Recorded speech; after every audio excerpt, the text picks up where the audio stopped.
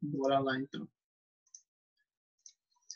Seguinte, galera, na semana antes do feriado, então, nós falamos de determinação do sexo e falamos de algumas doenças, né, relacionadas aos cromossomos sexuais. Então, falamos de daltonismo e hemofilia, que eram genes ligados ao cromossomo X. E aí lembra que a chance de aparecer em homens é muito maior do que mulheres, porque o homem basta um cromossomo X com o gene para ele já ter a doença, né? A mulher não, ela tem que ter o gene nos dois cromossomos, então é um pouco mais difícil. E aí a gente ficou faltando falar um pouquinho da genética de populações, tá? Seguinte, é, a genética de populações ela vai estudar um pouquinho a frequência de alguns genes presentes em uma população. Então, a gente vai ter ali algumas distribuições das variedades hereditárias, né, dentro de uma mesma espécie. Então, a gente tem, por exemplo, se a gente for comparar cidades, comparar Ribeirão com uma cidade mais ou menos do mesmo porte em outro local, a gente pode ter a frequência de alguns genes com números muito diferentes, né? Então, a gente vai analisar as frequências gênicas, que é a frequência do gene, e também as frequências genotípicas, que vai ser a frequência do genótipo, tá? Então a gente vai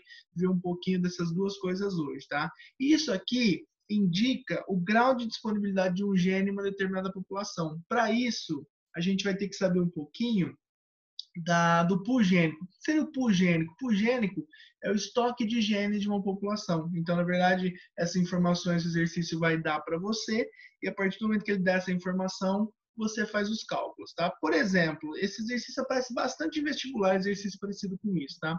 Uma população de 100 pessoas, 50 pessoas são do grupo M, 20 pessoas são do grupo MN e 30 pessoas são do grupo N.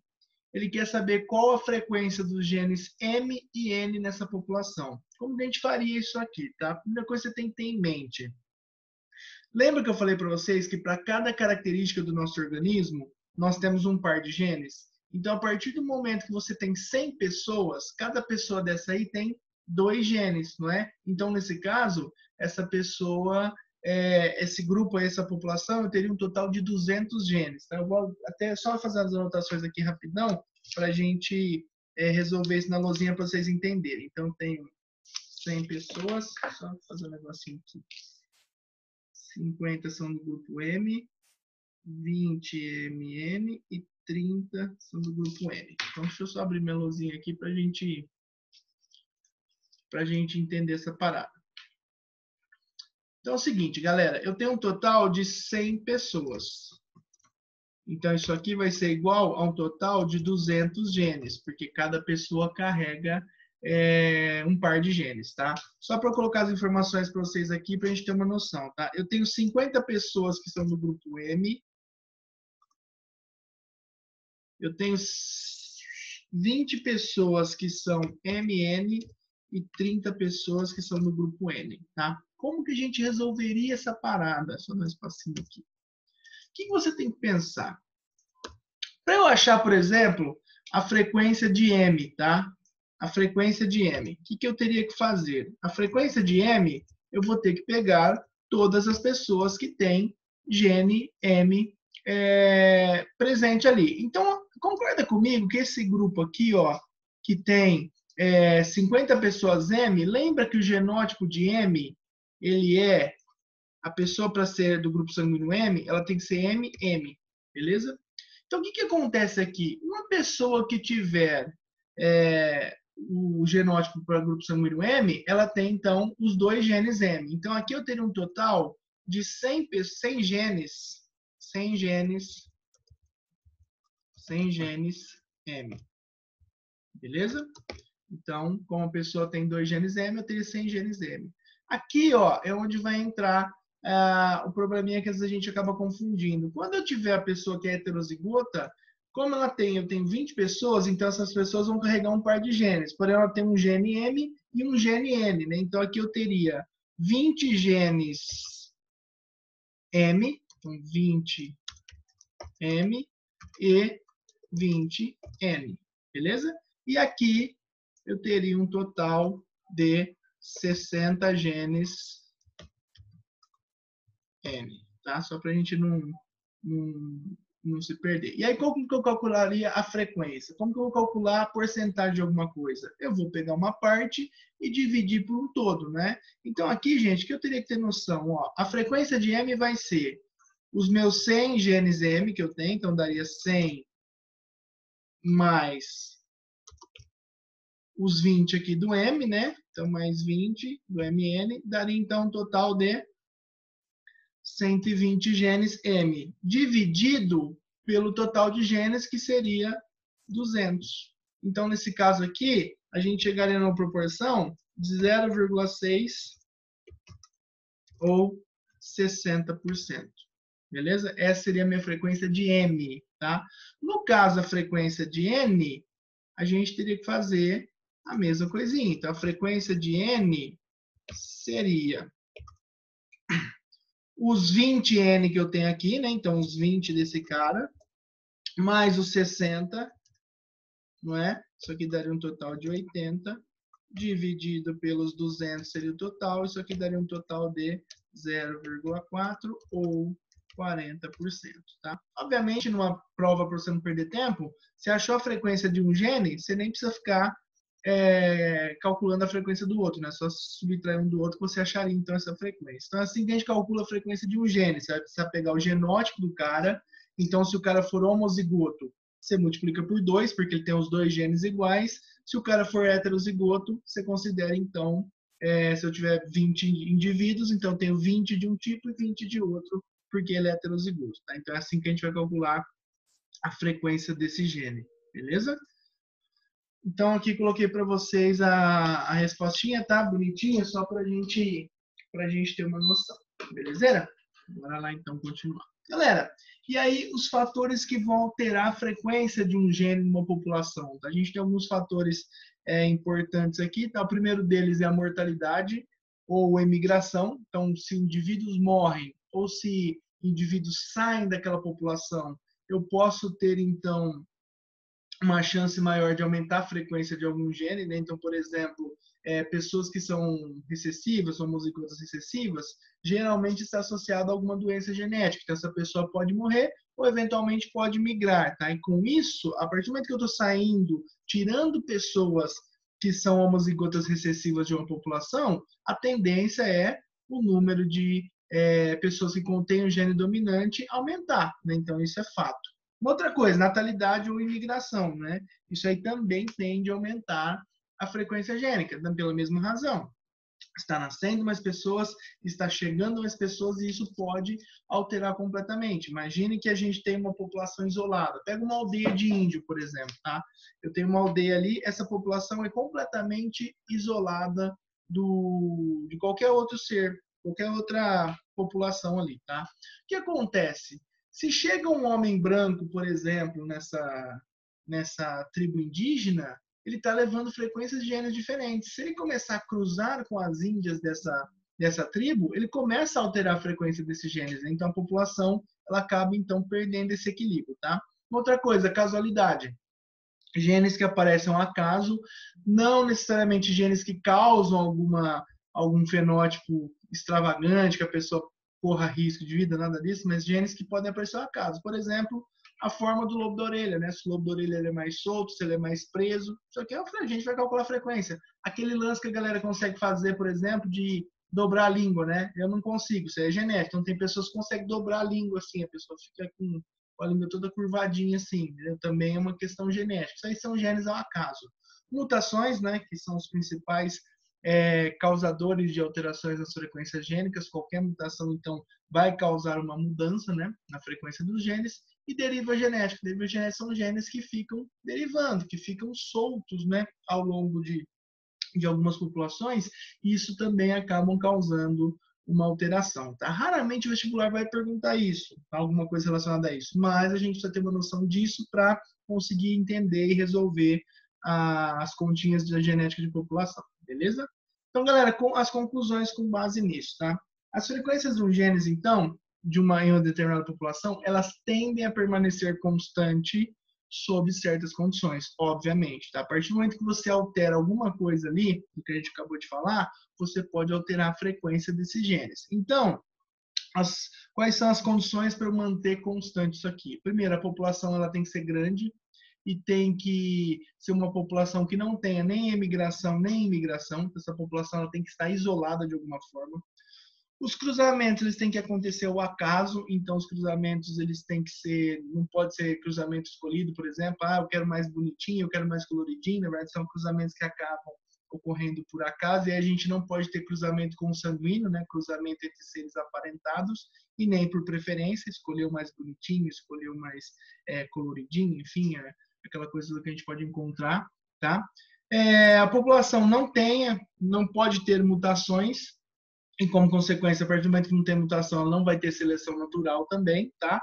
O número de filhos, eles têm que ser iguais e de ambos os sexos para cada casal, então cada casal vai ter um número igual de filhos e vai ter filhos sempre em proporções iguais do mesmo sexo. Teve 4 filhos, 2 machos, 2 fêmeas, tá? E todos os genótipos devem ser igualmente férteis. Obviamente, são condições extremamente restritas para acontecer, né? Então, raramente a gente vai ter uma população que consiga manter um equilíbrio genético bonitinho. Eventualmente, uma outra frequência gênica e algumas frequências genotípicas podem acabar sofrendo alterações, beleza? Com base nisso, a gente vai aprender a fazer um cálculo envolvendo como a gente acha a frequência dos genes e como a gente acha a frequência dos genótipos, tá? Seguinte, primeiramente a população vai estar em equilíbrio, ela tem que estar em equilíbrio. O exercício ele dá essa informação, uma população em equilíbrio. Então, falou isso, já sabe que você vai conseguir usar isso aqui, tá? E a gente tem que saber que a soma das frequências de um gene ou a soma das frequências de um genótipo, ela tem que chegar a 100%. Então, eu vou ter uma frequência somada aí chegando a 1, tá? Que seria o 100%. Então, o que aconteceu? Os caras chegaram à conclusão que toda vez que eu tiver, então, um gene Azão e um gene Azinho em uma população, a soma deles eu vou ter que dar 100%. Então, não sei por qual razão, circunstância, resolveram usar letras P e Q para isso, tá? Então, seguinte, vamos voltar para o nosso quadrinho aqui, só para a gente só apagar essa parada rapidinho aqui. Tá? Então, o que acontece aqui? Os caras chamaram o P de dominante, tá? E os caras chamaram o Q de recessivo, beleza? E aí o que eles chegaram à conclusão, tá? A soma de Azão mais Azinho, ou seja, a soma dos recessivos seria igual a 1, que seria igual a 100%, beleza? Então isso aqui seria igual a 100%, beleza? Então a soma de P mais Q, que é o que ele usa para dominante recessivo, tem que ser igual a 1, que seria igual ao 100%. Beleza? Só que os caras chegaram à seguinte conclusão. Ou, em uma população, você não vai ter, por exemplo, pessoas que são azão só, que são azinho só. A gente vai ter, no caso aqui, pessoas que são homozigotas dominante, homozigota recessiva, heterozigota. Então, eles chegaram à conclusão daquela parada do quadrado perfeito que a galera chama na matemática, né? P mais Q elevado ao quadrado, né? Colocar assim, é igual a 1, tá? Isso aqui é elevado ao quadrado, só para a gente não se perder. Então, o que eles chegaram à conclusão? Eles chegaram à conclusão que quando... Só botar meu slide rapidão. Tá? Quando eu tenho esse quadrado perfeito aí, o que vai acontecer? Eu vou chegar num equilíbrio, uma equação que eu chamo de equação de Hardy-Weinberg. Tá? O que quer dizer isso? A frequência do homozigoto dominante, eu vou levar ao quadrado. Então, seria P ao quadrado. A frequência do heterozigoto, eu vou ter o 2PQ. E a frequência do homozigoto recessivo vai ser o Q ao quadrado. Tá? E a partir disso aqui tudo, então, a soma disso tudo vai chegar a 100%, vai chegar a 1. Então, nesse caso, quando eu fizer essa soma, chegar ao resultado 1, quer dizer que essa população está em equilíbrio genético, tá? Eu vou colocar alguns exemplos de exercícios que acho que vai ficar um pouquinho mais fácil para a gente entender, resolvendo, enfim, como que a gente resolveria isso numa prova, tá? Galera, se tiver qualquer dúvida, alguma coisa aí, me chama no chat, tá? Não deixa passar não, essa partezinha é meio às vezes é meio complicadinha de entender. Vamos lá, então. Seguinte, ó, coloquei para vocês um exercício. Numa população infinitamente grande, em que os cruzamentos ocorrem ao acaso, a frequência do alelo recessivo autossômico é de 0,6.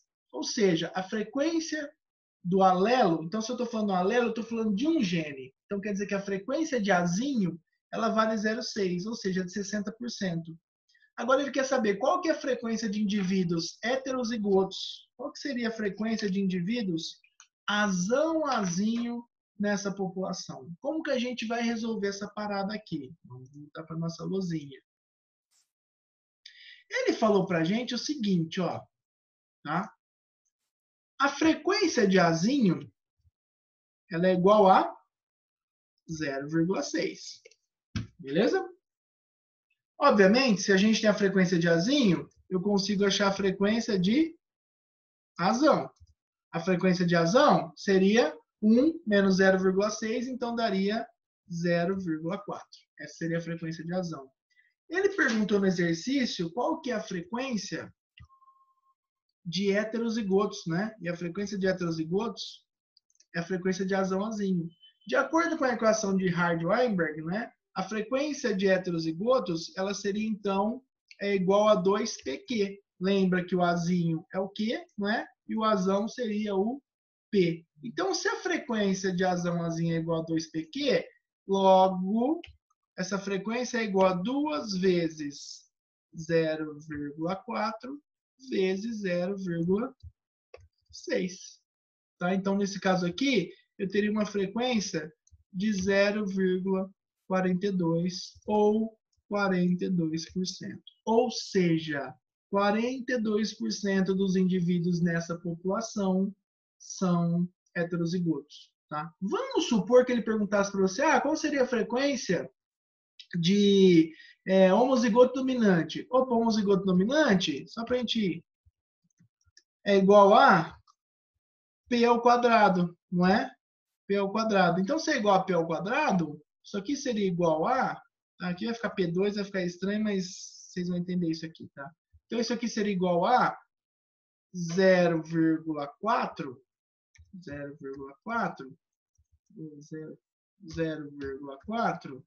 vezes 0,4, não é? Então, isso aqui seria igual a 0,16 ou 16% dos indivíduos. Então, a partir do momento que você sabe aquela fórmula, né, frequência vai ser igual a p quadrado mais 2pq mais q ao quadrado, você resolve, então, esses exercícios aí, beleza? Então, isso é o cálculo envolvendo a parte de... Nossa, gente, errei feio aqui, vocês não falaram nada, 0,48. Olha que tonto. 0,48 aqui, né? Obrigado, viu? Deixar eu pagar micão aqui na matemática. O Pedro Lee vai comer minha cabeça. Então, aqui daria, no caso, 0,48, né? Vamos ajeitar essa parada aqui. Oh, meu Deus do céu. Vamos riscar isso aqui, então. Isso aqui é igual a 0,48. Vamos ajeitar isso aqui, senão o Pedro Lee vai ficar bravo com nós. 0,48 ou 48%. Beleza? Suave?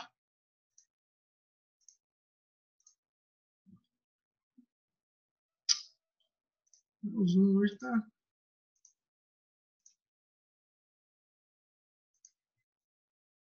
Gente, vocês estão conseguindo escrever no chat aí? Ah, tá. Aqui, agora que eu vi aqui. Oh, quando eu comer bronha na matemática aí, vocês dão um grito, gente. Deixa passar assim, não.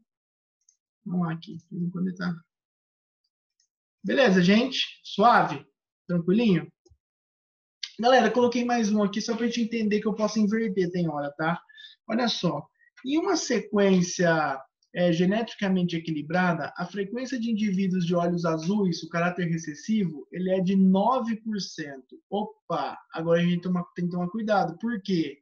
A frequência de caras de olho azul, e aí no caso, ele está falando de caráter recessivo, eu estou falando então do azinho-azinho. Não estou falando da frequência gênica, eu estou falando da frequência genotípica agora, tá? É de 9%, tá? Então, ele quer que a gente primeiro determine a frequência de azão azinho e depois a frequência de indivíduos com olhos castanhos, né, que seria o cara azão, e a frequência de indivíduos heterozigotos, que são o azinho, beleza? Então, vamos lá para nossa lousinha.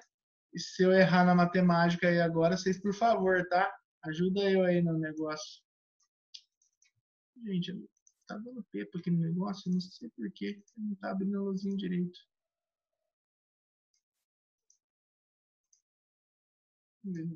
Agora deu certo. Vamos lá, então. O que ele falou pra gente? Ele falou pra gente que a frequência de azinho, ela é igual a 9%. Não é isso? Então, essa frequência aqui, ela seria igual a, só fazendo a continha aqui, 9 dividido por 100, daria 0,09. 0,09. Beleza? Essa é a frequência de caras com olhos azuis. Na alternativa A, ele pergunta a frequência de azão e azinho, não é? Ó, vamos aqui. A frequência de azinho é igual a P ao quadrado, não é isso? Que é igual a 0,09. Opa, se eu quero achar, então, a frequência de só o azinho, eu vou ter que fazer o quê? Eu vou ter que achar a raiz quadrada disso. Então, a frequência de azinho, ela seria a raiz quadrada, não vou ter o símbolo aqui, vamos desenhar ele rapidão.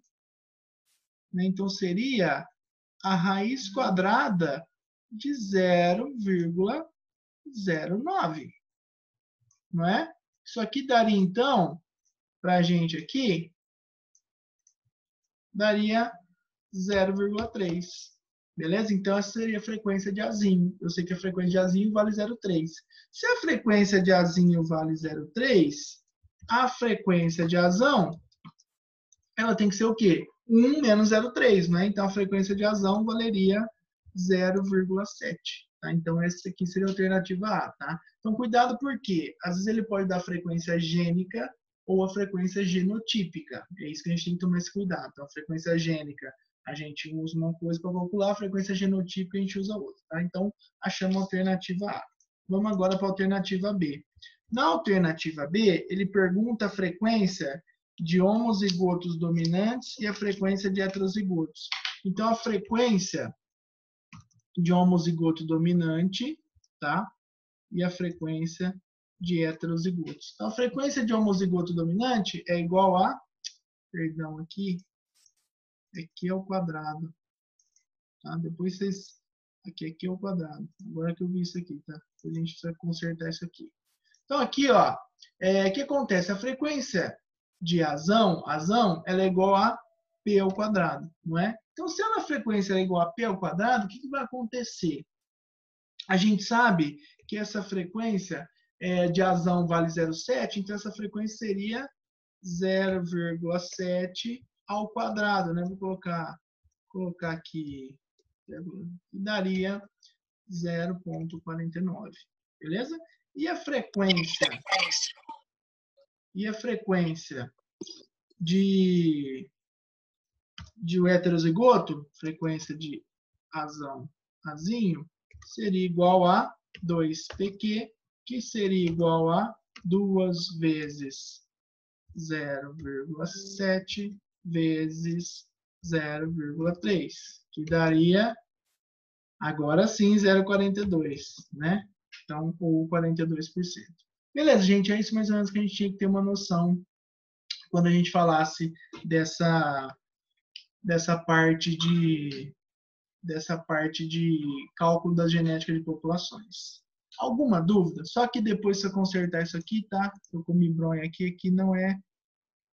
Vamos riscar aqui, vai ficar lindo isso aqui, né? Que seria Q ao quadrado, tá? Só para ficar bonitinho isso aqui. Suave, gente. Alguma dúvida em relação a isso? Belezeira? Se alguém tiver dúvida agora, pode falar aí. Eu coloquei mais alguns exemplos para vocês, tá? Aqui só a resolução, tá? Eu coloquei mais alguns exemplos para vocês aí, depois vocês dão uma olhadinha para a gente não ficar fazendo muito exercício envolvendo isso, e aí qualquer dúvida, vocês podem me chamar, tá? E aí, galera, com relação a alelo múltiplo, e quando aparecer alelo múltiplo, você vai seguir a mesma ideia, tá? A mesma ideia, você não vai ter, no caso, problema algum com isso. A única coisa, você vai ter que talvez inventar outras letrinhas, sair do P e do Q, porque eu tenho uma sequência de alelos, né? Então, por exemplo, o sistema BO, que nós vimos algumas aulas atrás, tá? O sistema BO, ele é caracterizado por 3 genes, então envolve uma sequência de três genes alelos múltiplos. Então, no caso, você vai ter que nomear esses genótipos de acordo com as letrinhas, tá? Se o exercício não der para você essas letras, você pode inventar qualquer uma. Então, coloquei um exemplo aqui. Por exemplo, ó, o cara que é tipo sanguíneo A e ele é homozigoto dominante. Então, ele é IA-IA. Tá? Como ele é IA-IA, ele é igual, ele é homozigoto, você chama então ele de P ao quadrado, beleza? O cara que é do tipo sanguíneo B, ele é IB-IB. Como ele é homozigoto, você chama ele de Q ao quadrado por ser homozigoto. O cara que é o O, aqui tá errado, tá? Ele não é isão, izinho, aqui ele é izinho, izinho, depois eu preciso ajeitar isso para mandar para vocês. O cara que é izinho, izinho, tá? Ele vai ser chamado de R ao quadrado. Então, você sabe que o homozigoto dominante em relação ao IA, ele é o P ao quadrado, o IB, IB, Q ao quadrado, o izinho, izinho, R ao quadrado. E agora a gente vai para os heterozigotos. Quando a gente fala de heterozigoto, então o cara que é IA e B. Opa, toda vez que eu tinha um heterozigoto, ele é 2PQ. Né? Nesse caso aqui deu certo. Então, ó, 2PQ. 2 vezes P do IA vezes Q do IB. Tá? O cara que é heterozigoto pro tipo sanguíneo A. Então, ele é IA e zinho. Opa, então é 2 vezes o P, né, que é do IA, vezes o R, que é do izinho. Tá? O cara que é heterozigoto para o tipo sanguíneo B. Ele vai ser, então, 2 vezes o Q, né, que equivale ao IB, vezes o R, que equivale ao Izinho. Tá? E aí a gente, então, faz os cálculos igualzinho a gente viu, porém a gente tem que ficar atento às letrinhas, beleza? Eu coloquei um exemplo aqui só para vocês verem como que pode aparecer isso aqui num exercício. Tá? E aí a gente mata essa parada aqui. Ó. Seguinte, uma certa população humana em que o equilíbrio genético olha lá, ele falou para gente assim, em equilíbrio genético. Para esse equilíbrio genético, você sabe que a soma de tudo isso vai ter que dar 1, tá? As frequências dos genes que condicionam o tipo de sangue no sistema BO e o fator RH são o IA vale 0,3, o IB vale 0,2 e o Izinho vale meio, tá? E o errão, esse errão aqui, é do fator RH. Então, o errão vale 0,8. Então, você sabe que o errinho vale 0,2, tá? Olha o que ele pergunta. Qual a probabilidade de eu encontrar nessa população um indivíduo que seja AB e RH negativo? Tá? Então, como que eu teria que fazer essa parada aqui? Eu vou mostrar direto a resolução para vocês, para a gente não perder muito tempo e começar a aula nova, tá? Mas o esquema é o mesmo. Oh, peraí, pensa comigo. Se o cara ele é AB, então ele tem o gene IA e o gene IB. Então, ele é heterozigoto. Então, ficaria 2 vezes PQ, né? 2 vezes 0,3 vezes 0,2. Essa é a chance dele ser, no caso, o tipo sanguíneo AB. Para o cara ser negativo, RH negativo, ele tem que ser o quê? O genótipo dele é recessivo, então ele é R'inho, R'inho. Como o R'ão vale 0,8, o R'inho vale 0,2, então teria que ser 0,2 ao quadrado, tá? E aí, na hora que eu fizer os cálculos, ele quer saber a chance do cara ser AB e RH negativo. Então, o que você precisa lembrar, gente? Lembra do E? O E é a regra da multiplicação na probabilidade. Então, eu preciso multiplicar as duas probabilidades. Vou mostrar para vocês aqui, então, como ficaria. Ó.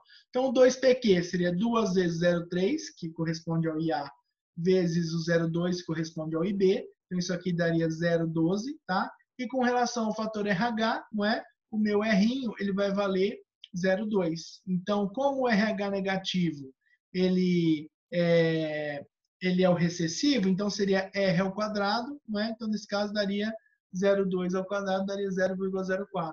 Fazendo a parte da multiplicação, a gente então chegaria a uma frequência de 0,48%. Essa aqui seria a frequência, então um número muito baixinho, beleza? Então, a ideia é a mesma, a gente só usa os cálculos aí para fazer essa parada. Suave, gente? Tranquilinho com relação a isso? Qualquer dúvida depois, então, vocês podem me chamar no no privado, no WhatsApp, ou mandar por aqui, tá? A gente vai começar a aula nova, e aí assim que tá dando nosso tempo aqui, a gente tem 7 minutinhos, eu já mando um link novo para a gente continuar, tá? Vamos começar a falar então de evolução.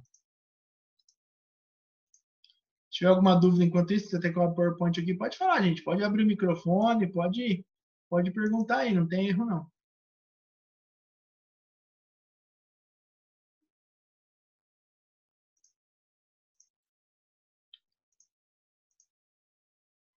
Bom, vamos lá. Galera, nós vamos agora começar a falar de evolução, tá? A evolução é uma parte um pouco mais de boa, uma parte mais suave do negócio, né?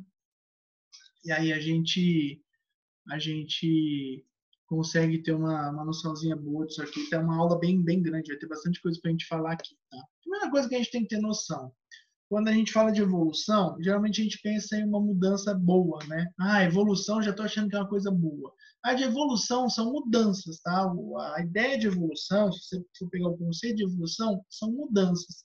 E essas mudanças acontecem nos seres vivos para que eles consigam melhor se adaptar ao ambiente em que vivem, tá? Então, obviamente, a gente tem ali, no caso, mudança que acontece, né, nos seres vivos o tempo todo para eles ficarem melhor adaptados ao ambiente. Daqui a pouco a gente vai entender, então, como que acontecem as mudanças. Eu coloquei para vocês entenderem esse lance de evolução aqui, 2 tipos de mudanças e, como consequência, adaptação, tá? Adaptação, não adaptação. Adaptação individual, que é aquela que acontece a nível de indivíduo, e nesse caso, então, eu não transmito para os descendentes, você faz uma alteração do seu fenótipo, por exemplo, você se bronzeia, você pinta o cabelo de loiro, pinta o cabelo de ruivo. Você está fazendo uma alteração no seu fenótipo. Você não vai alterar isso, não altera seus genes e, como consequência, não passa isso para os seus filhos. Então, isso aqui é um processo pontual. A adaptação evolutiva é aquela que acontece na população como um todo. Então, os indivíduos da população eles sofrem alguma mudança genética. Ao sofrer a mudança genética, eles vão então passar isso para os indivíduos, né, para os descendentes. Eventualmente, essas mudanças, obviamente, vão passar por uma seleção que a gente chama de seleção natural, que a gente vai ver daqui a pouquinho melhor esse conceito. E a partir dali, então, a gente vai deixar o, o cara que é melhor adaptado àquele ambiente. Tá? Então, o melhor adaptado sobrevive àquele ambiente, o cara que não está adaptado a ele, ele acaba, então, sendo excluído. Tá? Então, essa é a ideia de evolução. Tem que acontecer a nível de grupo e passar isso para os descendentes. Beleza? Galera, o primeiro cara que começou a ter uma ideia mais forte de evolução foi um francês chamado Jean-Baptiste Lamarck. Tá? Ele foi um dos caras que apresentou a ideia de evolução e percebeu que a gente tinha mudanças, né, nos seres ao longo do tempo, e ele tinha uma ideia de que os seres vivos mudam para se adaptar ao ambiente. Então, o Lamarck tinha a seguinte ideia: o ambiente muda, o indivíduo ou os seres vivos daquele grupo, eles mudam para conseguir se adaptar ao ambiente. Tá? Então, toda mudança no meio ambiente, ela traz uma necessidade de adaptação. Então, olha só, eu tenho uma mudança ambiental, essa mudança ambiental traz uma necessidade de adaptação, né? Essa necessidade de adaptação acaba causando modificações nos indivíduos, essas modificações, então, ele considerava isso uma evolução. Essa era a ideia do Lamarck, tá? E aí, o que aconteceu? Ele começou a formular algumas hipóteses, algumas teorias, para ele conseguir explicar isso para a galera. Então, ele propôs 2 leis, tá? A primeira lei era a lei do uso e desuso. O que queria dizer isso aqui? Ele chegou à seguinte conclusão: um órgão, se ele é muito utilizado ou pouco utilizado, esse órgão tende a desenvolver ou atrofiar. Então, quanto mais um indivíduo usa um órgão, mais esse órgão se desenvolve, esse órgão fica mais, enfim, hipertrofiado, super desenvolvido. Quando esse cara usa pouco esse órgão começa então a ficar atrofiado. Tá? Então, no caso, ele começou a ter essa ideia. E o exemplo clássico disso aqui, não é o pescoço das girafas. Ele começou a ter a ideia de que as girafinhas tinham um pescoço curto. A partir do momento que eles começaram a esticar, tentar esticar esse pescoço para conseguir pegar as folhas no alto das árvores, o que acontecia? Esses caras aí, eles começaram então a ter esse pescoço mais longo. E à medida que esse pescoço foi ficando mais longo, ele foi passando essas características para os filhos. Tá? Então isso aqui foi a ideia inicial do Lamarck, tá? E aí os caras viraram e falaram, tem a ver, né? Tem um fundo de razão. A segunda lei que ele falou foi a lei da herança dos caracteres adquiridos, tá? O que acontecia? Toda vez que um cara ele sofre alguma mudança em vida, ele transfere isso para seus descendentes. Então, toda mudança física que o cara sofria em vida, ele passava para os descendentes. E aí eles começaram a observar, por exemplo, o cara vai lá, o cara faz musculação, o cara fica lá com o bração, mó maromba tal, e ele teria que passar essas informações para o filho. Só que eles começaram a perceber o seguinte, que essas transformações não eram passadas. Por exemplo, um cara sofreu um acidente, perdia uma perna, tá? Amputava uma perna. A hora que ele, sei lá, gerava um filho, o filho dele nascia com as duas pernas normais, bonitinhos. Os caras começaram a falar, mas não tá batendo a ideia, porque nem tudo que o cara sofre de mudança em vida, ele passa para os descendentes. Então, a ideia de Lamarck começou a cair por terra de acordo com essa segunda lei aqui, tá? Porque não estava fazendo muito sentido. Então, vamos lá. Galera, aqui mostrando para vocês então, né, o cara, o pescocinho da girafa era curtinho, ele foi esticando, esticando, esticando, até que conseguiu ficar comprido, grandão, e conseguia comer melhor, enfim, árvores mais de folhas de árvores mais altas, enfim, locais mais altos, beleza? Os erros na lei de Lamarck, tá? Primeiro, ele acreditava que o meio provoca mudanças dirigidas ao organismo, né? Sempre visando a adaptação, e isso levava à evolução. Tá? Se você pegar a lei do uso e desuso, até tem fundamento. Então, o cara que é muito musculoso, o cara que faz trabalho braçal, ele consegue desenvolver os órgãos. Um cara que, por exemplo, que é um cadeirante, que tem uma deficiência, as perninhas ficam atrofiadas. Na lei de heranças caracteres adquiridos, os caras falam, não tem fundamento, o cara perde um braço em vida, o filho dele nasce com os dois braços normal, então isso aqui não tem fundamento. Tá? Então foi aí que os caras começaram a deixar as teses de Lamarck de lado, beleza? Galera, vai dar nosso tempo? Já vou mandar o link da aula nova lá para vocês, tá? Então já estou mandando lá para vocês, muitas contas aí.